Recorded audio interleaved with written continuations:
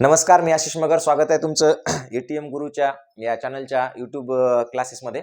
आणि बघा, याच्या आपण आधी जे व्हिडिओ पाहिलेले आहेत ते व्हिडिओ आपण अत्यंत हळूवारपणे चांगल्या पद्धतीने पाहिलेले आहेत. आज आपल्याला जे नवोदयचं पहिलं जे चॅप्टर आहे त्याच्यामधलं एकदम महत्त्वाचा भाग पाहायचा आहे आणि तो भाग म्हणजे स्थानिक किंमत. काय पाहायचं आपल्याला? स्थानिक किंमत. पहा काय लिहिले मी, हे स्थानिक किंमत. आता याच्यामध्ये दोन शब्द आहेत. पहिली गोष्ट आहे स्थानिक आणि दुसरा शब्द आहे किंमत. आता स्थानिक म्हणजे काय? स्थानिक म्हणजे काय? याच्यामध्ये एक शब्द आहे, मूळ शब्द आहे याच्यामधला स्थान. कोणता शब्द आहे? स्थान. याचा अर्थ काय होतो? ठिकाण. ठिकाण. स्थान म्हणजेच काय? ठिकाण. ठिकाण म्हणजे काय? जागा. ठिकाण म्हणजेच काय? जागा. आणि दुसरी गोष्ट आहे किंमत. किंमत म्हणजे मूल्य. मूल्य, एखाद्या गोष्टीचं मूल्य काय आहे, किंमत काय आहे. आता कशानुसारचं मूल्य पाहायचं आपल्याला? त्या स्थानानुसारचं किंवा ठिकाणानुसारचं किंवा जागेनुसारचं मूल्य पाहायचं. आणि कशाचं मूल्य पाहायचं आपल्याला? तर अंकांचं मूल्य पाहायचं. कशाचं पाहायचंय? अंक. एखादा अंक, समजा मी हे 4 लिहिले. पहा, याच्याकडे पाहिल्याबरोबर आपल्याला काय दिसतंय? 4 दिसतंय. किती आहे ते? 4. आपण पाहिल्याबरोबर आपल्या डोक्यासमोर 4 आलं, बरोबर? ही अंक किंवा ही जी संख्या ही पाहिल्याबरोबर आपल्या डोळ्यासमोर काय आलं? 4. किंवा आपण इंग्रजीमधून लिहिलं समजा असं. काय आलं आपल्या डोळ्यासमोर? 4 आला. 4 म्हणजे मग बॉल जर म्हटलं आपण 4 बॉल, तर लगेच तुमच्या डोळ्यासमोर किती बॉल येतील? 1 2 3 4. किंवा आपण लिहिलं 3, बरोबर आहे? 3 वर्तुळ काढा. 1 2 3 काढले आपण. 1 2 3. पहा, डोळ्यांनी पाहिल्याबरोबर जे दिसतं किंवा ज्याचा जो अर्थ निघतो त्याला म्हणतो आपण दर्शनी किंमत. काय म्हणतो? दर्शनी किंमत. पाहिल्याबरोबर जे आपल्या डोळ्यासमोर येतो, एखादा अंक पाहिल्याबरोबर जे डोळ्यासमोर येते त्याला काय म्हणतो आपण? दर्शनी किंमत. दर्शनी किंमत म्हणजे तिची पाहिल्याबरोबर जी किंमत दिसते ती. मग ही दर्शनी किंमत जी आहे ही काय होते? स्थानानुसार बदलत जाते. पहा, ही जी किंमत आहे दर्शनी किंमत. दर्शनी किंमत म्हणजे काय? पाहिल्याबरोबर दिसणारी किंमत. पण एखाद्या संख्येमध्ये यांचं स्थान जर बदललं किंवा ठिकाण बदललं किंवा जागा बदललं, तर या अंकांची किंमत बदलते. या बदलणाऱ्या किमतीला आपण काय म्हणत असतो? स्थानिक किंमत म्हणत असतो. बदलणाऱ्या किमतीला, जी स्थानानुसार बदलते, जी जागेनुसार बदलते. पहा, जागेनुसार बदलते म्हणजे काय? समजा तुम्ही एखादा कार्यक्रम पाहिला असेल, बरोबर? कार्यक्रमामध्ये काय होतं? कार्यक्रम पाहताना आपण की जर समजा एखादा अध्यक्षाच्या जागेवर बसलेला असेल तर आपण काय म्हणतो? अरे बापरे, मोठा माणूस आहे, अध्यक्ष आहे. एखादा पाहुणा असेल, प्रमुख पाहुण्याच्या जागेवर बसला असेल तर ते काय म्हणतो आपण? प्रमुख पाहुणा आहे. आणि समोर जे बसलेले असतात त्यांना काय म्हणतो आपण? हे प्रेक्षक आहेत किंवा श्रोते आहेत किंवा सभा ऐकायला आलेले आहेत, कार्यकर्ते आहेत, असं म्हणतो आपण, आहे की नाही? म्हणजे त्याच्या जागेनुसार काय होते? त्याची किंमत बदलत असते. जागेनुसार बदलणाऱ्या किमती असतात, बरोबर? तर आपल्याला आज काय पाहायचंय? स्थानिक किंमत पाहायचं. म्हणजे स्थानिक किंमत म्हणजे नेमकं काय, कशा पद्धतीनं? तर पाहूयात आपण आता. स्थानिक किंमत. स्थानिक किंमत म्हणजे काय कळालं? स्थान म्हणजे काय? जागा किंवा ठिकाण. आता सोपं पहा, स्थानिक किमतीची जर व्याख्या केली आपण, काय स्थानिक किंमत म्हणजे नेमकं काय, तर आधी आपण इथं काय करू? व्याख्या लिहून घेऊ, म्हणजे तुम्हाला समजून सांगायला आणखी सोपं जाईल. स्थानिक किंमत म्हणजे काय? संख्येमध्ये असलेल्या जागेवरून, एखाद्या संख्येमध्ये असलेल्या जागेवरून किंवा ठिकाणावरून जी किंमत ठरते, एखाद्या अंकाची जी किंमत ठरते तिला काय म्हणतो आपण? स्थानिक किंमत म्हणतात. पहा, संख्येमध्ये असलेल्या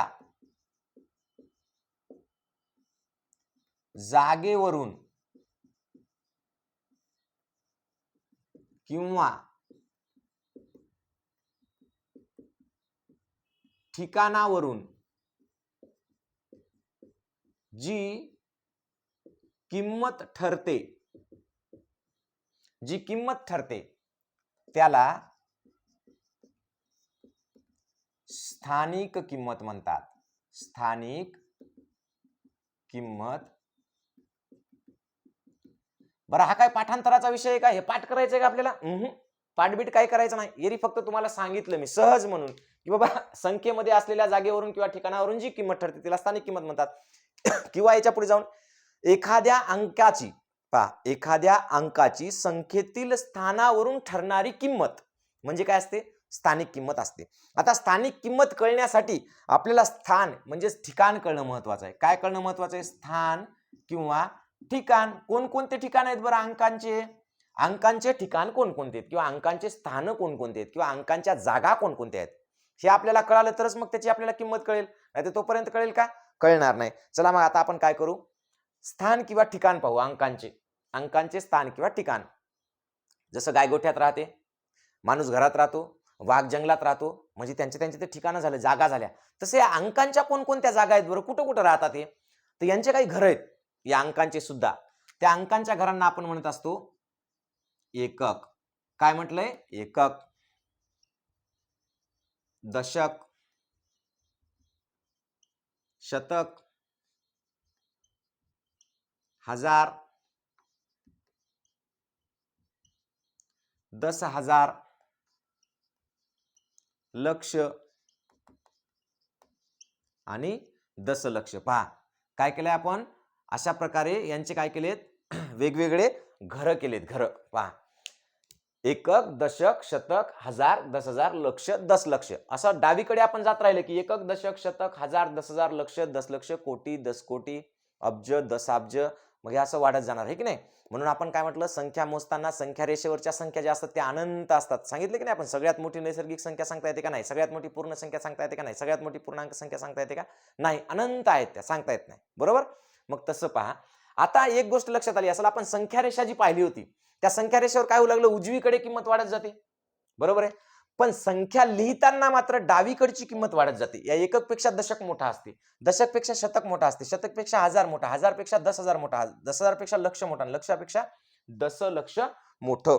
म्हणजेच काय होते, आता लक्ष द्या की याची किंमत काय होते, इकडून इकडे वाढत जाते. पहा, इकडून इकडे जाताना काय होते, किंमत वाढत जाते. किंमत वाढत जाते. कोणीकडे जाताना? डावीकडे जाताना. इकडे पहा, डावीकडे जाताना किंमत वाढते. कशामध्ये? संख्यांमध्ये. संख्या लिहिताना डावीकडचे जे अंक असतात त्यांची किंमत मोठी असते उजवीकडच्या अंकांपेक्षा. म्हणजे कसं, एकदम सोपं. समजा इथं 1 लिहिला, किती लिहिला आपण? 1. इथं 1 लिहिला. आता पहा, एककच्या जागेवर सुद्धा किती आहे? 1. दशकच्या जागेवर सुद्धा एकच आहे. संख्या रेषा जी लिहिली होती ना आपण, तर संख्या रेषेमध्ये कसं 1 नंतर 2 नंतर 3 नंतर 4 नंतर 5, म्हणजे इकडे काय होऊ लागलं, संख्या रेषेवर किंमत वाढत जाते. कोणीकडं? उजवीकडे. पण संख्या रेषेवर जरी उजवीकडे किंमत वाढत असली, पण संख्या लिहिताना मात्र कोणीकडे किंमत वाढते? डावीकडे वाढत जाते. मग पहा, आपण इथं सुद्धा 1 लिहिला, इथं सुद्धा 1 लिहिला. या 1 ची किंमत किती आहे? मग या 1 ची किंमत फक्त 1 आहे. समजा 1 बॉल, एवढीच याची किंमत आहे. पण आता दशकच्या जागेवर 1 लिहिला. कशाच्या जागेवर लिहिला? दशकच्या जागेवर 1. मग दशकच्या जागेवर 1 लिहिला म्हणजे दशक म्हणजे किती असतात? 10. मग 1 दशक म्हणजे किती झाले? 1 दशक बरोबर झाले मग 10. म्हणजेच किती बॉल होणार आता हे? 1 2 3 4 5 6 7 8 9 आणि 10 बॉल होणार. किती बॉल होणार? 10. म्हणजे हा 1, या 1 ची किंमत किती आहे? 10. पण या 1 ची किंमत मात्र 1च आहे. बरोबर. कळालं? अशा प्रकारे काय होतं, डावीकडे त्याची किंमत वाढत जाते. संख्येमध्ये अंकांची किंमत डावीकडे वाढत जाते. कळालं? एकदम सोपं. आता पहा, आता हे जे आपण एकक, दशक, शतक लिहिलेलं आहे हे पक्क लक्षात ठेवावं लागतं, तरच आपल्याला स्थानिक किमती कळतात. मग आता पहा, एकक म्हणजे नेमकं काय? एकक म्हणजे काय? एकक म्हणजे सुट्टे. एकक म्हणजे काय? सुट्टे. सुट्टे म्हणजेच काय? मोकळे. मोकळे म्हणजे काय? एकटे. पहा, किती शब्द सांगितले मी तुम्हाला. एकक म्हणजे काय? सुट्टे, मोकळे, एकटे, सगळं जे बांधून नसतात, एकटे असतात. एकटे लिहू शकतो आपण. मग काय लिहू शकतो बरं आपण एकट्यामध्ये? पहा, आपण 1 लिहू शकतो, 2 लिहू शकतो, 3 4 5 6 7 8 आणि 9. 9 पर्यंतचे अंक आपण काय करू शकतो? एकटे लिहू शकतो. अगदी 0 सुद्धा लिहू शकतो आपण. पहा, 0 1 2 3 4 5 6 7 8 9. 0 म्हणजे काही आहे का? काहीच नाही. हे 1 म्हणजे फक्त 1 बॉल. 2 म्हणजे 1 आणि 2. 3 म्हणजे 1 2 3. 4 म्हणजे 1 2 3 4. 5 म्हणजे 1 2 3 4 5. 1 2 3 4 5 6. त्याच्यानंतर 1 2 3 4 5 6 आणि 7. त्याच्यानंतर 1 2 3 4 5 6 7 8. 1 2 3 4 5 6 7 8 9 किती झाले 9 बघा अशा प्रकारे आपण या 9 पर्यंतचे अंक कसे मांडू शकतो आपण सुट्टे मोकळे एकटे पण 9च्या नंतर जर पाहिलं आपण पहा काय केलं आपण 1 2 3 4 5 6 7 8 9 आणि 10 किती झाले 10 मग 10 कसे लिहितो आपण असे लिहिले पहा कसे लिहिले आपण 10 कसे लिहिले असे आता हे मोकळे किंवा पहा सुट्टे आहे का एकटा आहे का नाही मोकळा आहे का नाही एकटा आहे का नाही कारण हे 1 आणि 0 दोघं काय झालेत सोबत आलेत एकटे आहेत का ते आता नाही एकमेकाच्या सोबत आहेत सोबत आले तेव्हाच ते काय झालं 10 झालं एकटे आहेत का नाही एकक म्हणजे काय असतं एकटं एकक म्हणजे एकटा म्हणजे 0 पासून 1 2 3 4 5 6 7 8 9 पर्यंत म्हणजे एकक झाले आणि आपण जेव्हा 10 लिहिलं तेव्हा हा 0 एकटा आहे का नाही किंवा हा 1 एकटा आहे का नाही हे एकमेकाच्या सोबत आहेत 1 आणि 0 काय झाले एकमेकांच्या सोबत आले म्हणून जे मोकळे किंवा एकटे लिहिता येतात त्यांना आपण काय म्हणतो एकक मग एकक मध्ये किती अंक असू शकतात 0 पासून 9 पर्यंतचे अंक असू शकतात कळालं मग आता दुसरीकडे काय आहे दशक दशक मध्ये पहा दशक मध्ये दश नावाचा शब्द आहे दश म्हणजे काय दस म्हणजे काय 10 दस म्हणजे काय 10 याचा अर्थ याची किंमत किती असते 10च्या पटीत असते म्हणजे समजा जर तुम्ही इथं 1 लिहिला तर 1 दशक म्हणजे किती होणार मग 10 होणार म्हणजे पहा हे 10 आणि हा इकडे 0 घेतला किंवा 1 घेतला तर 10 आणि 1 किती झाले मग 11 झाले तसं आता 10 आणि 2 किती झाले 12 झाले 10 आणि 3 13 10 आणि 4 14 10 आणि 5 15 10 आणि 6 16 10 आणि 7 17 10 आणि 8 18 10 आणि 9 19 झाले किती झाले 19 पण तसं जर आता आपण इथं दशकच्या जागेवर 9 लिहिलं पहा 1 दशक म्हणजे 10 मग 9 दशक म्हणजे किती होणार 1 दशक म्हणजे 10 2 दशक म्हणजे 20 3 दशक म्हणजे 30 4 दशक म्हणजे 40 5 दशक 50 6 दशक 60 7 दशक 70 8 दशक 80 9 दशक 90 मग 9 दशक म्हणजे किती झालं 90 आणि हे 9 किती झाले 99 म्हणजे आता 99 झाले आणि याच्यामध्ये जर आपण परत 1 मिसळला तर किती होणार 100 होणार किती झाले 100 पहा एकक दशक आता दशक म्हणजे किती 2 अंकी संख्या बरोबर आहे दशक म्हणजे 10 मध्ये 2 अंक असतात आहे की नाही म्हणून 2 अंकी आता हे जाणार शतक वर किती वर गेला मग शतक आता 1 शतक म्हणजे किती होणार मग 100 1 शतक म्हणजे किती 100 दशक म्हणजे किती झाले 10 मग शतक म्हणजे किती होणार 100 किती झाले 100 मग आता पहा 100 म्हणजेच 100 म्हणतो आपण त्याला 2 100 म्हणजेच किती झाले 200 3 100 म्हणजे 300 4 100 म्हणजे 400 5 100 म्हणजे 500 6 100 म्हणजे 600 7 100 म्हणजे 700 800 900 999 बरोबर अशा प्रकारे किंवा आपण याला इंग्रजी मधूनच लिहूयात बरोबर 4 5 6 7 8 9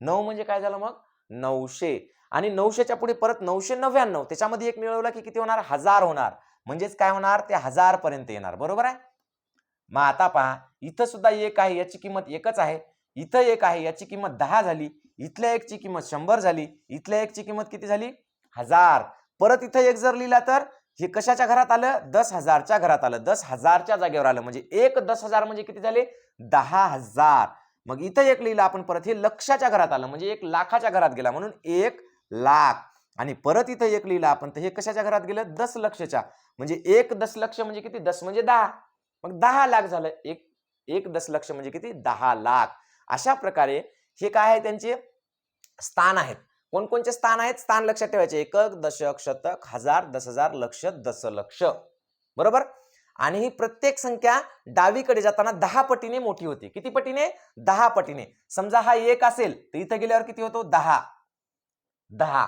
परत हा 1 इथं गेला तर किती होणार 10 गुणिला 10 10 10 100 परत हा 1 इथं गेल्यावर किती होणार 100 गुणिला 10 किती होणार 1000 परत हा 1 इथं गेल्यावर कितीनं वाढणार 10 पटीनं 1000 गुणिला 10 10,000 परत हा 1 इथं गेल्यावर 10,000 गुणिला 10 100,000 100,000 म्हणजेच 1 लाख आणि परत हा 1 इथं गेल्यावर किती होणार म्हणजेच पहा प्रत्येक वेळी एक घर डावीकडे जाताना किंवा एक जागा बदलताना किंवा एक स्थान बदलताना किंवा एक ठिकाण बदलताना प्रत्येक वेळी 10च्या पटीने वाढत जाते किती पटीनं 10च्या पटीने वाढते कितीने वाढते 10च्या पटीने मग अशा प्रकारे आपण काय करू शकतो एकक दशक शतक हजार 10,000 लक्ष दशलक्ष या पद्धतीने आपण संख्या वाचू शकतो ही झाली त्यांची स्थानं म्हणजे अजून आपण स्थानिक किंमत शिकलो का नाही, फक्त संख्यांची स्थानं कोणती आहेत, त्यांच्या जागा कोणत्या आहेत, त्यांचे घरं कोणते आहेत, तेवढं फक्त आपण शिकलो. आणि काय शिकलो आपण, त्यांची जागा किंवा स्थानं कोणकोणती आहेत, मग त्यांचे संख्येमध्ये स्थान कोणकोणते असू शकतात, त्यांचे एकक असू शकतो, दशक असू शकतो, शतक, हजार, 10,000, लक्ष, दशलक्ष, कोटी, 10 कोटी, अशा प्रकारे आपण पुढे जाऊ शकतो. पण आपल्याला सध्या नवोदयचा हिशोब केला किंवा नवोदयच्या हिशोबाने जर पाहिलं किंवा स्पर्धा परीक्षेच्या हिशोबाने पाहिलं तर इथपर्यंत सफिशियंट आहे लक्ष. मग यालाच आपण पुढे आणखी वाचता येते, आणखी मोठ्या संख्या कशा वाचायच्या, काय करायच्या ते आपण पुढच्या व्हिडिओमध्ये पाहणार आहोत. आता फक्त आपण काय पाहिलं, सध्या स्थान पाहिलेत, अंकांचे कोणकोणते स्थान असू शकतात. आता याच्यानुसार आपण स्थानिक किंमत कशी असते ते पाहायचं आहे आपल्याला. म्हणजे आतापर्यंत आपण स्थानिक किंमत पाहिली का? नाही, आपण काय पाहिलं, फक्त अंकांचे घर किंवा अंकांचं स्थान पाहिलं आणि त्या स्थानांची नावं पाहिली. कोणकोणची स्थानांची नावं? एकक, दशक, शतक, हजार, 10,000, लक्ष, दशलक्ष. डावीकडे काय होते, त्या स्थानांची किंमत वाढत जाते. कितीनं वाढते बरं? प्रत्येक घर बदललं, प्रत्येक जागा बदलली की 10 पटीनं वाढते, एवढं लक्षात ठेवायचं. ठीक आहे, चला आता बघूया आपण याच्या पुढे स्थानिक किंमत म्हणजे काय. जसं आपण व्याख्येमध्ये वर लिहिलेलंच आहे, स्थानिक किंमत म्हणजे काय, एखाद्या अंकाची त्या संख्येमध्ये असलेल्या स्थानावरून ठरणारी किंमत म्हणजे स्थानिक किंमत होय. समजा आता मी एक अंक लिहिला, किती लिहिलाय आपण, एकक, दशक, शतक, 415 लिहिलं, बरोबर. 415 हाच अंक परत आपण असा लिहिला, हाच अंक परत आपण असा लिहिला. आता बघा, आता आपण काय करू, एका एकाने याचा विचार करू. पहा, सुरुवातीला पहा, 5 कुठं आहे, एककच्या जागेवर, 1 कुठं आहे, दशकच्या जागेवर, आणि 4 कुठं आहे, शतकच्या जागेवर, बरोबर. मग 5 एककच्या जागेवर आहे म्हणजे याची किंमत किती झाली, 5 झाली. दशकच्या जागेवर 1 आहे, दशकच्या जागेवर 1 दशक म्हणजे किती होतात, 10 होतात. आता शतकच्या जागेवर 4 आहे, 1 शतक म्हणजे किती होणार मग, 100. तर 4 शतक म्हणजे किती होणार, 4 शतक म्हणजे होणार 400. बघा, आलं लक्षात. याला म्हणतो आपण स्थानिक किंमत. पहा, याचं पाहिल्याबरोबर कळतंय आपल्याला की हे 4 आहेत, पण याची किंमत 4 आहे का, नाही, 4 फक्त दर्शनी किंमत आहे. पण तो शतकच्या जागेवर आला, शतकच्या स्थानावर आला, शतकच्या ठिकाणावर आला, म्हणून त्याची किंमत किती झाली, 400 झाली. या 1 ची किंमत किती झाली, दशकच्या जागेवर आला म्हणून 10 झाली. आणि या 5 ची किंमत एककच्या जागेवर आला म्हणून किती झाली, 5 झाली, बरोबर. आता पहा, इथं एककच्या ठिकाणी असणारा 5 इथं सुद्धा एककच्याच ठिकाणी आहे, मग इथं सुद्धा याची किंमत किती राहणार, 5च राहणार. पण आता पहा, इथं दशकच्या ठिकाणी किती होतं, 1 होता, बरोबर. आणि शतकच्या ठिकाणी 4. आता इथला शतकच्या ठिकाणी असलेला 4 इथं कुठे गेला, दशकच्या जागेवर गेला. मग इथं शतकच्या ठिकाणी 4 होता तेव्हा त्याची किंमत किती झाली, ती 400.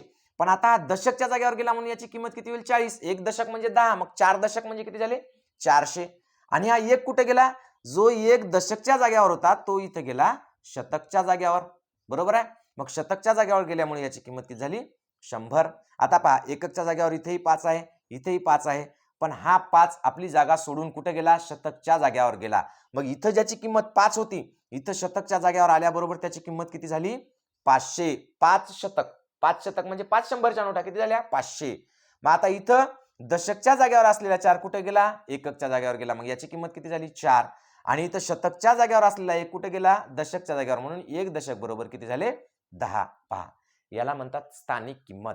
काय म्हणायचं, स्थानिक किंमत. पहा कशा प्रकारे बदलते किंमत, त्याचं घर बदललं, जागा बदलली की त्याची किंमत बदलते. काय बदलते, किंमत बदलते. अशा प्रकारे पहा, अशा प्रकारे 4 इथं शतकच्या जागेवर आहे म्हणून 400 होता, इथं 4 दशकच्या जागेवर गेला म्हणून 40 झाला, आणि इथं 4 एककच्या जागेवर गेला म्हणून किती झाले, 4 झाले. तर याला काय म्हणतो आपण, स्थानिक किंमत असं म्हणत असतो. काय म्हणत असतो, स्थानिक किंमत, बरोबर.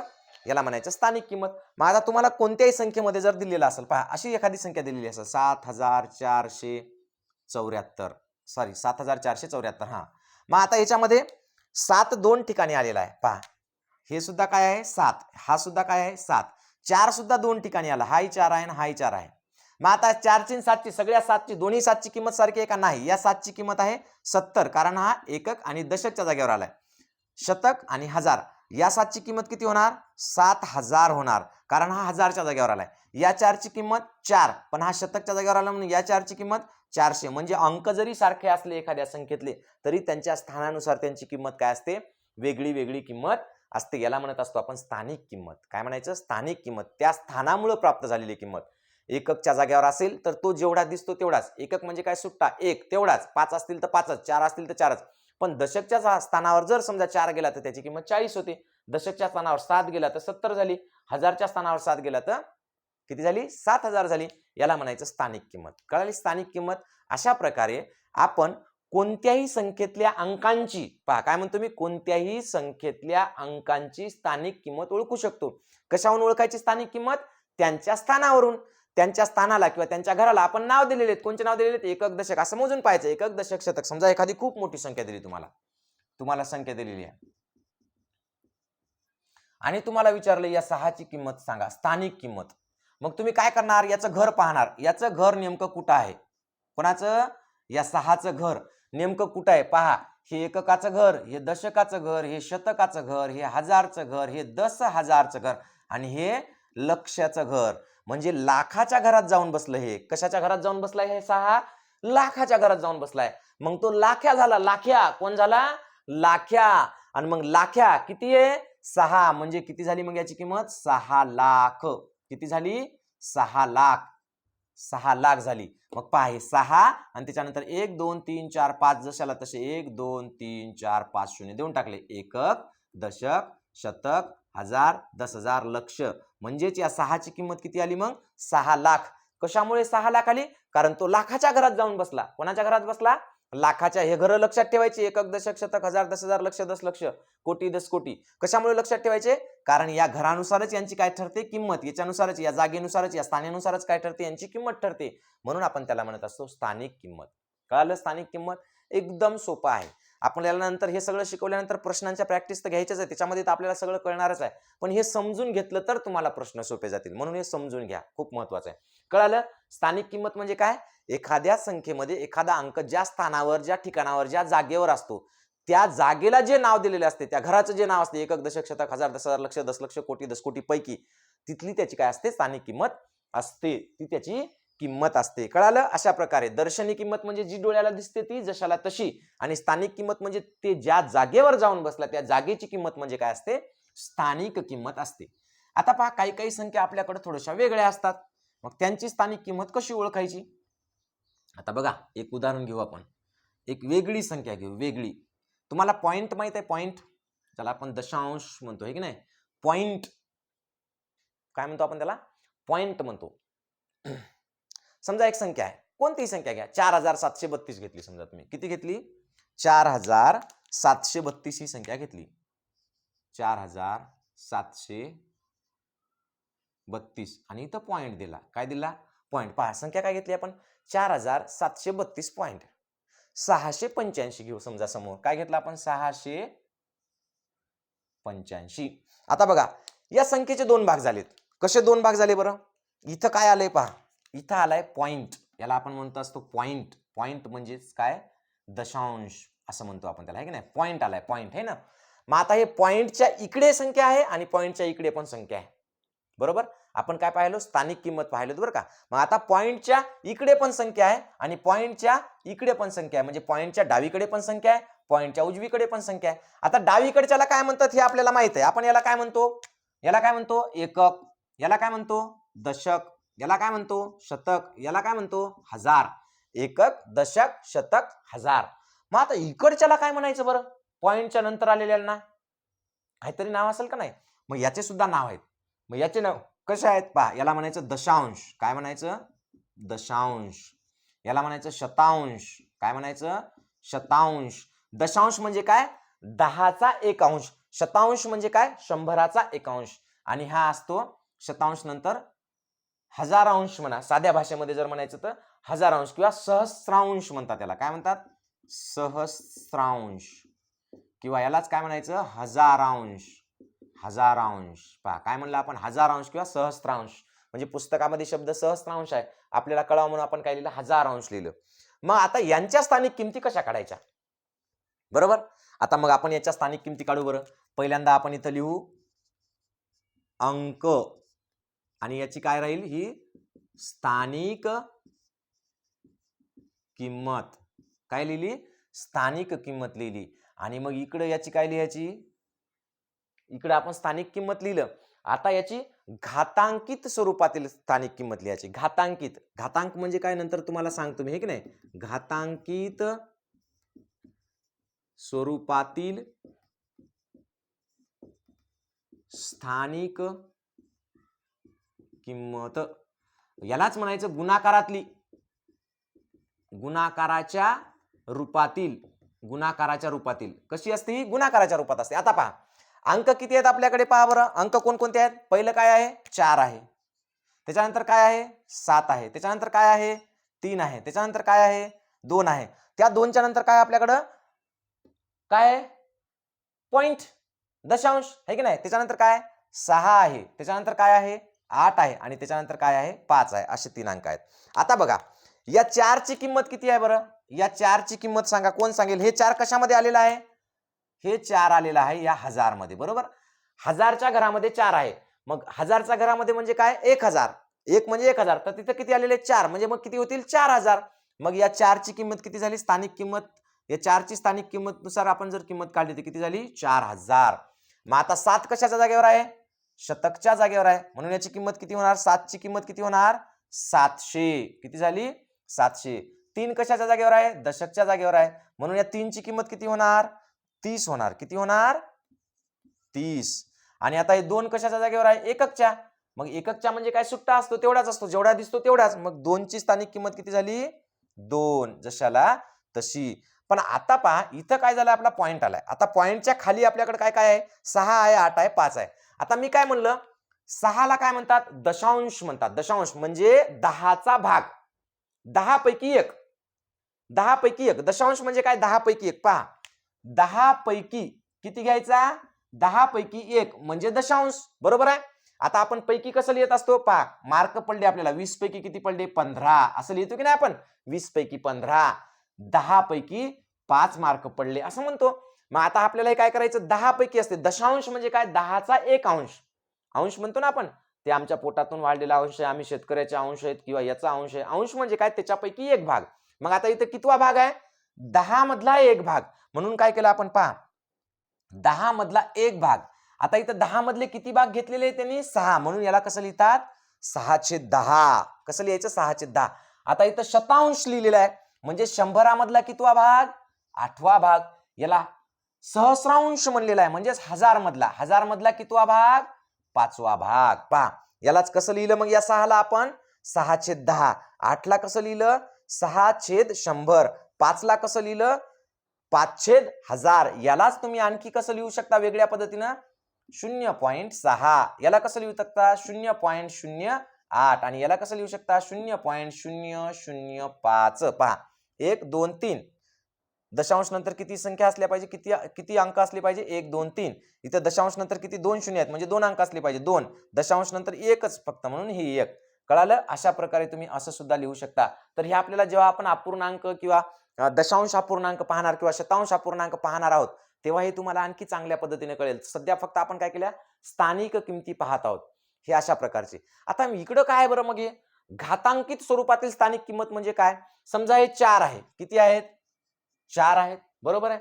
आता याला घातांकित स्वरूपात कसं लिहायचं बघा, 4 गुणिला 10चा तिसरा.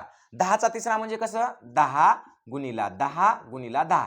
या घातांकाचा अर्थ काय असतो, खाली जी संख्या दिली तेवढ्यांदा तिचा गुणाकार करायचा. मग 10 गुणिला 10 किती होतात, 100 होतात. त्याला पुन्हा गुणिला 10 जर केलं तर 100 गुणिला 10 किती झाले, 1000 झाले. मग 1000, पण 1000 किती, 4000. 1000 गुणिला किती आहे, 4, म्हणजेच 10चा चौथा घात बरोबरच किती होणार, 4000 होणार. 10चा चौथा, 10 गुणिला 4 गुणिला 10चा तिसरा घात, सॉरी 4 गुणिला 10चा तिसरा घात म्हणजेच किती होणार, 4 गुणिला 1000 म्हणजेच किती झाले, 4000. मग आता हे 7 कसं लिहिणार आपण, 7 गुणिला 10चा दुसरा घात. दुसरा घात म्हणजे काय, पहा 10 गुणिला 10, 10 गुणिला 10 किती झाले, 100. 100 गुणिला हे किती आहेत, 7, म्हणजेच किती होणार आहे, 700 होणार. किती होणार, 700. मग आता हे 3 गुणिला 10चा पहिला घात. 3 गुणिला 10चा पहिला घात म्हणजे 10 न 1 ला गुणायचं, म्हणजे किती, 10 1 10. 10 गुणिला 3 किती होणार, 30 होणार. तसं आता 2 ला 2 गुणिला 10चा शून्यवा घात. पहा 2 गुणिला 10चा शून्यवा घात, कोणत्याही संख्येचा शून्यवा घात केला, समजा आपण 10चा शून्यवा घात म्हणलं की त्याचं उत्तर काय येतं, 1 येते. कोणत्याही संख्येचा शून्यवा घात म्हणजे 1 उत्तर. मग 1 गुणिला 2 किती होणार, 2च होणार. तसं आता मग इकडे काय आहे, 6 गुणिला 10चा -1. त्याच्यानंतर 8 गुणिला 10चा -2 आणि त्याच्यानंतर 5 गुणिला 10चा तिसरा वजा तिसरा, आहे की नाही? अशा प्रकारे आपण याला घातांकित स्वरूपात लिहितो. आता हे जेव्हा घातांक चॅप्टर येईल ना आपलं घातांक, तेव्हा तुम्हाला आणखी चांगलं कळेल. आणि हे जे पॉइंट आहेत की नाही, हे जेव्हा शतांश चॅप्टर आपलं हे शतांश किंवा दशांश जे चॅप्टर येईल ना आपलं अपूर्णांकामधलं दशांश अपूर्णांक, तेव्हा हे सुद्धा तुम्हाला चांगल्या पद्धतीनं कळेल. आता फक्त सध्या आपण काय पाहिल्या, स्थानिक किमती पाहिल्या, वेगवेगळ्या अंकांच्या स्थानिक किमती. आणि जर असं पॉइंट मध्ये आलं तर त्याच्या स्थानिक किमती कशा काढतात, तर हे अशा पद्धतीने त्यांच्या स्थानिक किमती पाहायच्या. आपण जेव्हा उदाहरणं सोडून घेऊ तुम्हाला ते आणखी चांगल्या पद्धतीने कळेल. तसं मी खूप हळू आणि व्यवस्थितपणे समजून सांगितलं. एकदा नाही कळालं तर व्हिडिओ परत पाहायचा, एकदा दोनदा पाहायचा नाही कळाला तर. आणि त्याच्यावरचे जेव्हा आपण प्रश्न सोडू तेव्हा तुम्हाला ते सगळं कळणारच आहे, 100% कळणार. काही टेन्शन घ्यायचं नाही. मगर सर असले विषय संपला. मगर सर बोलले, जग बोललं. याच्यापेक्षा बाहेरचं काही कोणत्याही परीक्षेचं येणार नाही. टेन्शन घ्यायचं नाही. मस्त रिलॅक्स व्हिडिओ पाहायचा. व्हिडिओ पाहताना काहीही लिहून घ्यायचं नाही. जर तुम्हाला लिहून घ्यायचं असेल तर पहिल्यांदा व्हिडिओ पाहून होऊ द्यायचा आणि मग दुसऱ्या वेळी जे जे वाटलं ते असं पॉज करायचं, थांबवायचं आणि व्हिडिओ करून घ्यायचा. पण शिकवताना कोणी हातात वहीन पेन घेऊन बसायचं नाही. फक्त व्हिडिओ लक्ष देऊन पाहायचा, दुसरं काहीही करायचं नाही. ठीक आहे, थांबूया तिथं आपण. धन्यवाद.